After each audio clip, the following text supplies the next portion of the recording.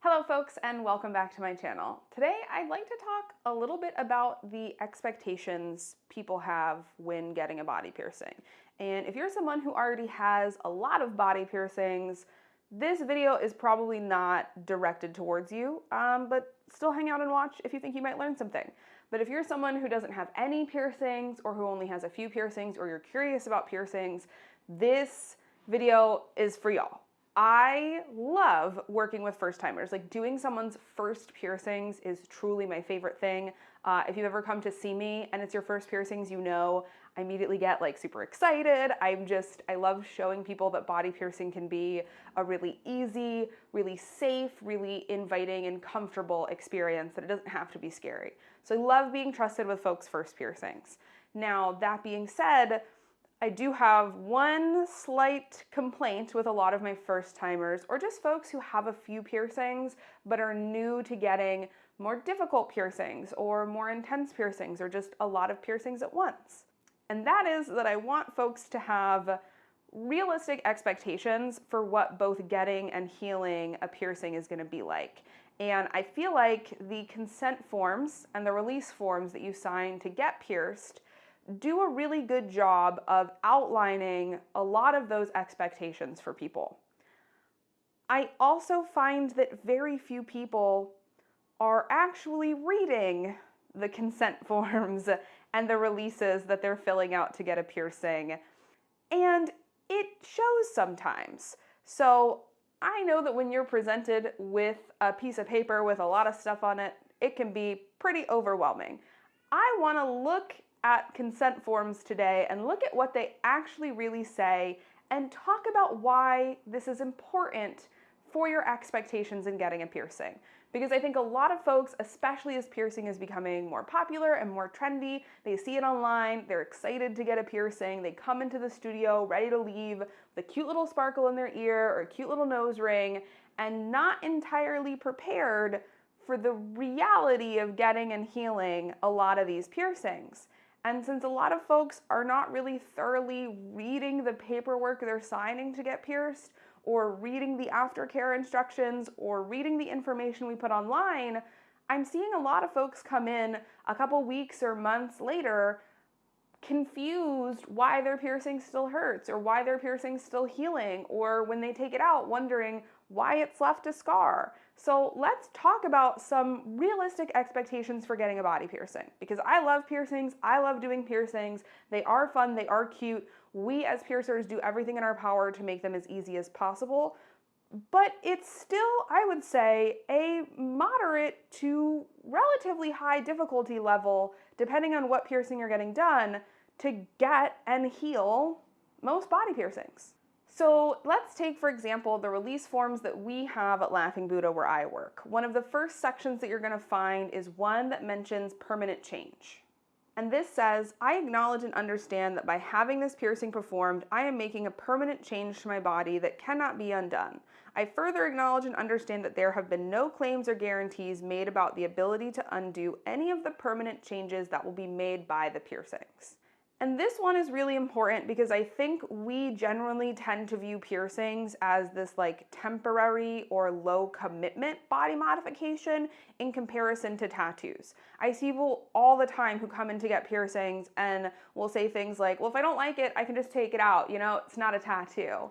And yes, if you don't like it, you can take it out. And you can't do the same thing with a tattoo. If you don't like your tattoo, you cannot just take it off your arm. But just because you take a piercing out doesn't mean that you can't tell that you had that piercing done. It's gonna leave a scar. I mean, my favorite memes on the internet right now are ones joking around about how you can always tell who was seen in high school because the scars never lie, with the pictures of leftover marks from paired labrets, aka snake bites.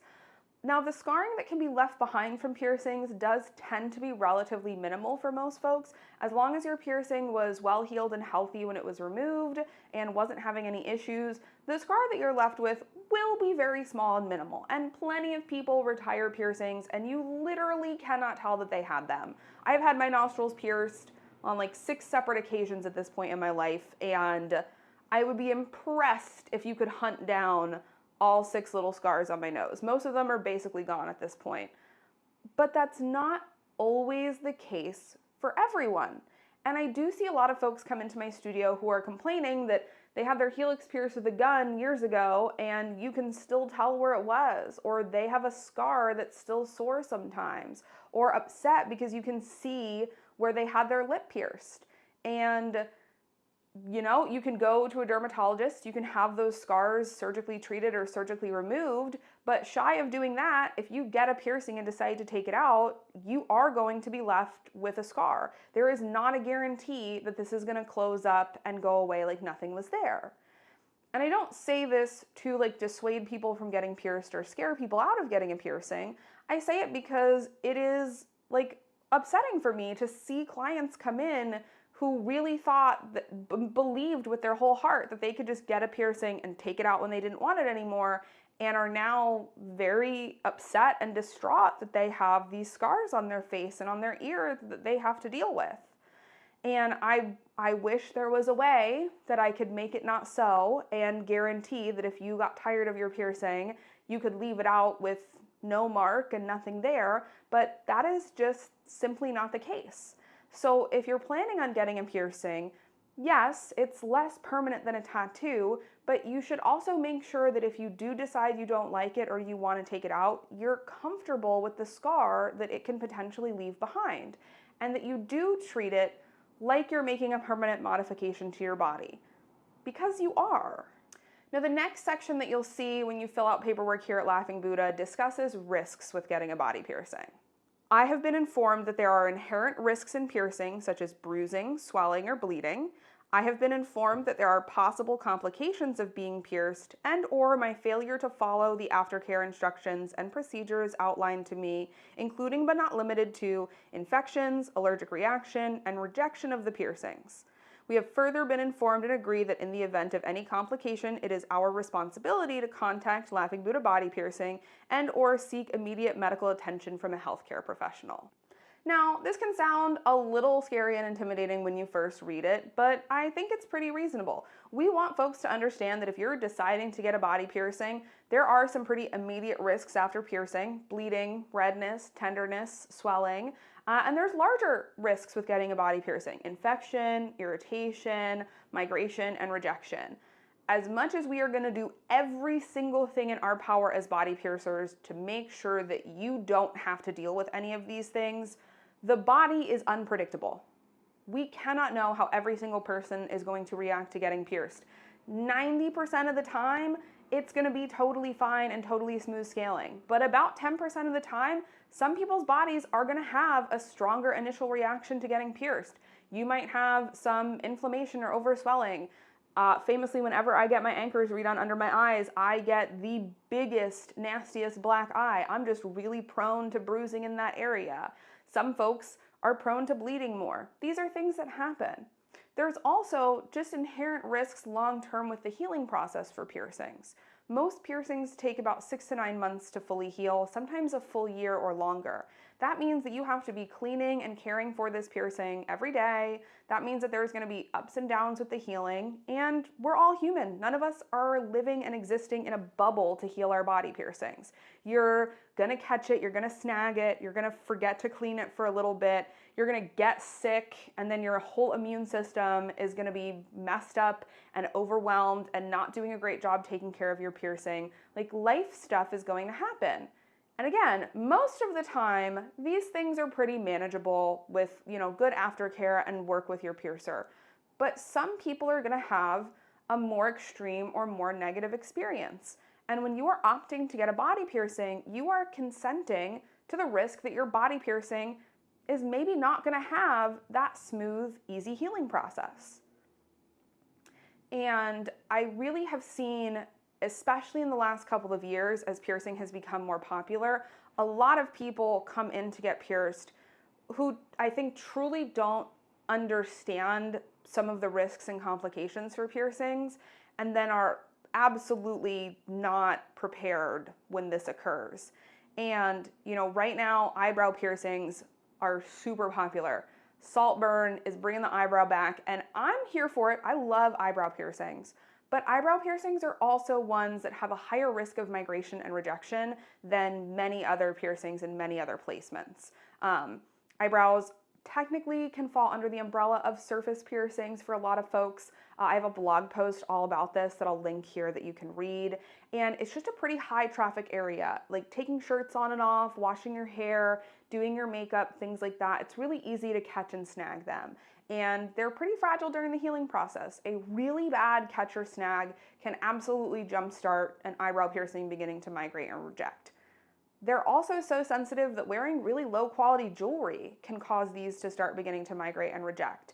And in just the last couple of months, with the influx of folks, sometimes 16, 17, 18, 19, getting these piercings and maybe not fully understanding the risks of migration and rejection with them, and not fully understanding how careful you need to be with them, changing their jewelry in and out way too soon, putting in low quality stuff.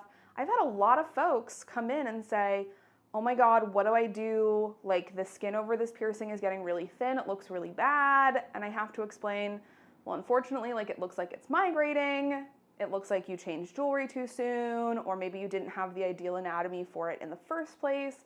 Like, your piercer should have discussed these things with you. And the common refrain is, well, yeah, I saw that it could migrate, like they mentioned it or I read it online, but I didn't know what that meant. Like, am I gonna have a big scar on my face now?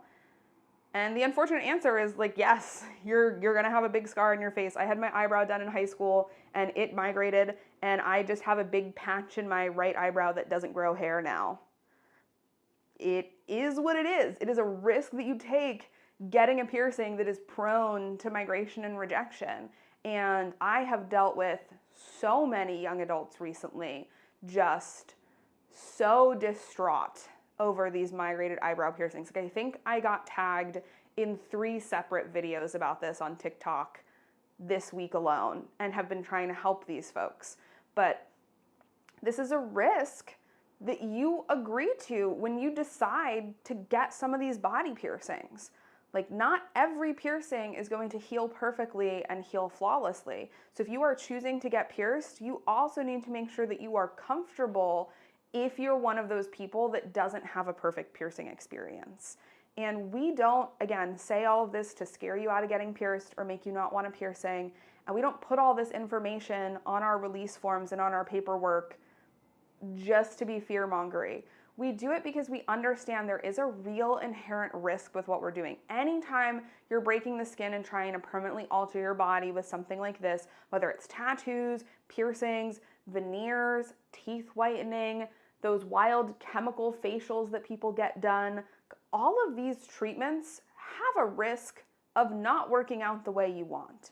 And it's so important to make sure that you not only understand that risk in order to consent to it, but you are mentally and emotionally prepared for dealing with the outcome if that's the way things go for your piercing.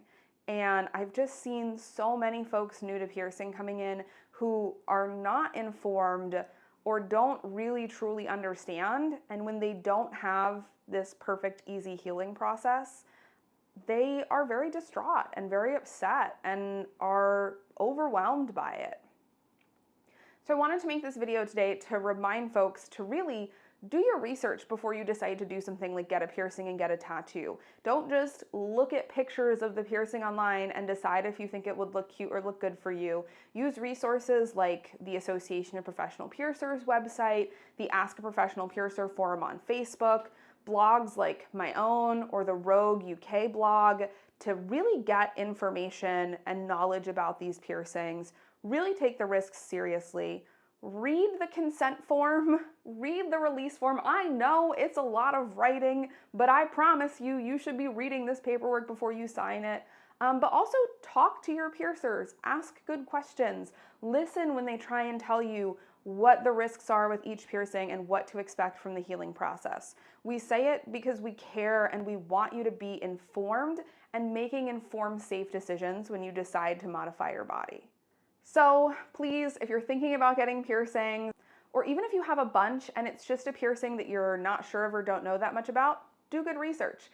Send this video to your friends who don't have a lot of piercings and are planning to get into it to start. Make sure they understand what they're signing up for. And thanks so much just for sitting down and letting me talk a little bit about this with y'all. I know like the paperwork and the release stuff and the risks is a little bit of like the boring side of things, but it's also the really important side of things when we're working on people's bodies. All right, folks, thanks so much for hanging out and chatting, and have an awesome rest of your day. Bye.